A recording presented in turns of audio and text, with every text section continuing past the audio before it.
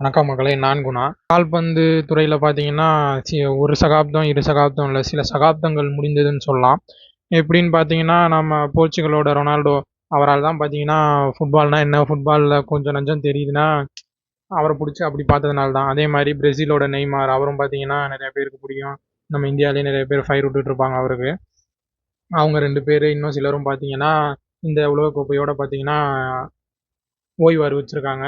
இப்போ ஓய்வு அறிவிச்சு அவங்க வந்துட்டு அடுத்த கட்டம் போகாம தோற்று வெளியேறியிருக்காங்க. எல்லாரும் வந்துட்டு இவங்க 3 பேர்ல யாராவது ஒருத்தர் வாங்குனா நல்லாயிருக்கும்.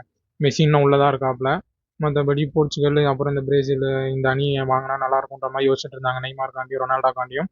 ஆனா அது இப்ப நடக்காம, இப்ப முக்கியமா நம்ம போர்ச்சுகல் அணி வீரர், நட்சத்திர வீரர் ரொனால்டோ பார்த்தீங்கன்னா, உலகக்கோப்பை வாய்ப்ப தவற விட்டுருக்காரு ஸ்பெயின் கிட்ட.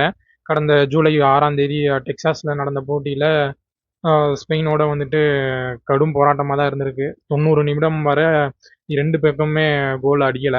அதனால பார்த்தீங்கன்னா, ஒரு 6 நிமிஷம் கூடுதலா குடுத்துருக்காங்க. அந்த 6 நிமிஷம் குடுத்ததுல நிமிஷத்திலேயே பார்த்தீங்கன்னா, ஸ்பெயின் கோல் அடிச்சிருக்காங்க. மீதி 5 நிமிஷத்துல வந்துட்டு போர்ச்சுகலும் நெறையா போராடி பார்த்துருக்காங்க. ஆனா, நேரம் ரொம்ப கம்மியா இருந்ததுனால பார்த்தீங்கன்னா, அவங்களாலயும் கோல் அடிக்க முடியாம, ஒரு கனத்த இதயத்தோட நம்ம ரொனால்டோ வந்துட்டு கொஞ்சம் கண் கலங்கி, கொஞ்சம் சோகமா தான் வெளியேறினாரு. அது நம்மளுக்கே கொஞ்சம் சோகமா தான் இருந்தது. அதே மாரி தான் நெய்மாரும். நெய்மாருக்குலாம் பார்த்தீங்கன்னா 33 வயது தான். ஆனா அவருமே பார்த்தீங்கன்னா, ஓய்வு அறிவிச்சுட்டாரு. அது நெறையா சொல்றாங்க. அணிக்குள்ள வந்துட்டு நடக்கிற அரசியல், அவருக்கும் அணி நிர்வாகத்துக்கும் ஒத்து வரல அப்படி இப்படின்னு நெறையா சொல்றாங்க. ரொனால்டோவும் நம்மளுக்கு எதுக்கு பிடிக்கும்னு பார்த்தீங்கன்னா, கிட்டத்தட்ட அவர் கதைய கேட்டாலே பிரமிப்பா இருக்கும். வீட்ல 5, 6 பசங்களோ என்னமோ, அதில ரொனால்டோவெல்லாம் வந்துட்டு கருவிலேயே கலைச்சுருவோம் அப்படின்ற மாரிலாம் வீட்ல முடிவெடுத்தது. அவங்க தாய் தான் இல்ல முடியாதுன்ட்டு, ஆ அவங்க கணவரோட சண்ட போட்டு கடைசில பெத்து அந்த அவரோட இளமை வந்துட்டு ரொம்ப வறுமையில தான் இருந்திருக்கு. அப்படி இருந்து ஒரு ராட் டூ ரிச்செஸ்ட்ன்னுவாங்க ஆங்கிலத்தில. அந்த மாரி ஒண்ணுமே இல்லாத இடத்துல இருந்து எல்லாத்தையும் வந்துட்டு அடைஞ்சவர் அவரு. அதுவும் தன்னோட சுய உழைப்பால இந்த கேம் மேல அதுவும் அவரோட ஒழுக்கத்த பார்த்தீங்கன்னா, அந்த ஒழுக்கத்துக்கு தான் அந்த இந்த விளையாட்டுக்கு அவர் குடுத்த அர்ப்பணிப்பா இருக்கட்டும், அவரோட வாழ்க்கையவே வந்துட்டு இதுக்கு அர்ப்பணித்து, இதுக்காண்டியே வாழ்ந்ததா இருக்கட்டும். அந்த மாரி நம்ம தான் அதுல இந்த ப்ரூஸ்லி ஒரு கோட் சொல்லுவாப்ல. நீங்க பல விஷயங்கள் தெரிஞ்சு வச்சிருக்கிறத விட, ஒரு விஷயத்துல வந்துட்டு உறுதியா, அதுல அசைக்க முடியாத ஆளா இருந்தீங்கன்னா, அதுதான் சிறந்ததுன்ட்டு. அந்த மாரி ஃபுட்பால்னா ரொனால்டோ, ரொனால்டோனா ஃபுட்பால்ன்ற மாரி, அவர் அடிச்ச கோலு, அவர் அடிச்ச அவரோட ஸ்ட்ராட்டஜிகள், மூலோபாய திறன்கள் அதெல்லாம் பார்த்தீங்கன்னா, வேற மாரி இருக்கும். நான்லாம் அதெல்லாம் பார்த்துட்டு ஒரு மனுஷன் எப்புட்றா இப்படிலாம் பண்ண முடியுன்ற மாரி நெறைய விஷயம் பார்த்து வியந்திருக்கேன். ஒண்ணுமே இல்லாததுலருந்து இவ்வளோ தூரம் வந்து உலகத்துல எல்லாருக்கும் ரொனால்டோனா முக்காவாசி தெரியும்.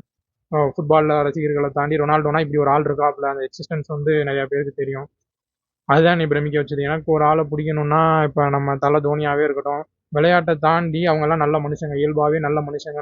நல்ல குணம் கொண்டவங்க. உதவும் மனப்பான்மை கொண்டவங்க. இதனால தான் எனக்கு அவங்க 2 பேரையும் பிடிக்கும். இப்ப 2 பேருமே பார்த்தீங்கன்னா, அதே மாரி ஒரு ஒற்றுமை ஜெர்சி நம்பர் 7 தான். பெஸ்ட் பிளேயர் அதுக்கான அர்ப்பணிப்பு, அதுக்கான அவர் வந்துட்டு இருக்க டயட், உடல் உறுதி இதெல்லாம் பார்த்தீங்கன்னா, 40 வயசுல வந்துட்டு அப்படி இருப்பாப்ல மனுஷன்.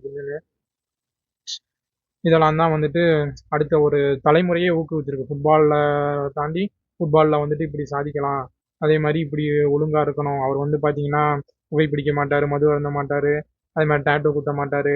அடிக்கடி வந்துட்டு ரத்தம் வந்துட்டு ரத்த தானம் பண்ணுவாரு. இந்த மாரி பல நற்பண்புகள் இருக்கு அவர்ட்ட.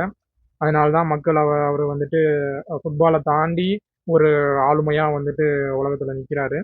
இந்த மாரி பல இளைஞர்கள் இனி வர்றவங்க பார்த்தீங்கன்னா, ஃபுட்பாலா இருக்கட்டும், இல்ல அந்த ஒழுக்கமா இருக்கட்டும், அந்த அந்த அர்ப்பணிப்பா இருக்கட்டும், இதெல்லாம் அந்த விளையாட்டுக்கான அர்ப்பணிப்பு, உடல் நலன பார்த்துக்கிறது, குடும்பத்த பேணி காக்கிறது, இதெல்லாம் பார்த்தீங்கன்னா, அடுத்து வர தலைமுறை வந்துட்டு அவர்ட்ட இருந்து எடுத்துக்கிட்டு, அ உந்து சக்தியோட அடுத்து வந்துட்டு இவங்களும் பின்பற்ற வேண்டிய விஷயங்கள வந்துட்டு அவர் வந்து கற்பிச்சிருக்காரு.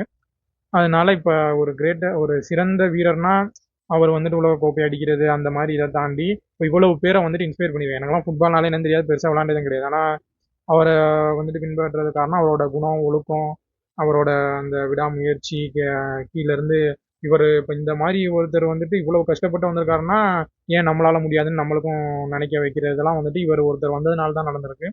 அதனால இவர ஒரு முன்னுதாரணமா எடுத்து எல்லாரும் இப்ப இருக்க இளைஞர்கள், இளம் பெண்கள் எல்லாம் வந்துட்டு வாழ்க்கையில நம்மளால எவ்வளோ முடியுமோ அவ்வளோ பெரிய உயரத்த அடையணுன்றது வந்துட்டு அவங்கவங்க மனசுல வரும்னு நெனைக்கிறேன்.